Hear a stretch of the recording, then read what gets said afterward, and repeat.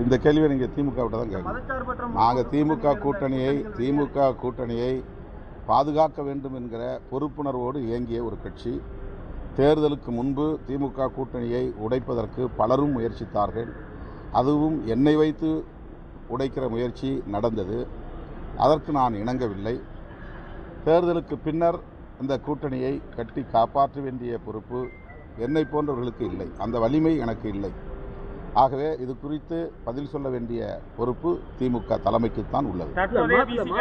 மதிமுக ஒரு சகிப்புத்தன்மையோடு தான் அந்த கூட்டணியில் தொடர்ந்ததாக ஒரு குற்றச்சாட்டு வைக்கிறாங்க. நீங்க அந்த சகிப்புத்தன்மையோடு தான் இருக்கிறீங்களா அல்லது மாறுபட்ட கட்டாயப்படுத்தப்பட்டு 2 எம்எல்ஏக்கள் உங்களுடைய உறவு என்பது எப்படி இருந்துச்சு? கூட்டணி உறவு என்பது எப்படி இருந்துச்சு? கட்டாயப்படுத்தப்பட்டு 2 உறுப்பினர்கள் அங்கே திமுக சின்னத்தில் தேர்தலில் போட்டியிடப்பட்டதாக அவர் சொல்லியிருக்காரு. இதே ஒரு கட்டாயம் திமுகவில் இருக்குன்னு நினைக்கிறீங்களா? இந்த கேள்வியை நீங்கள் மதிமுகவுக்கும் திமுகவுக்கும் தான் கேட்கணும்.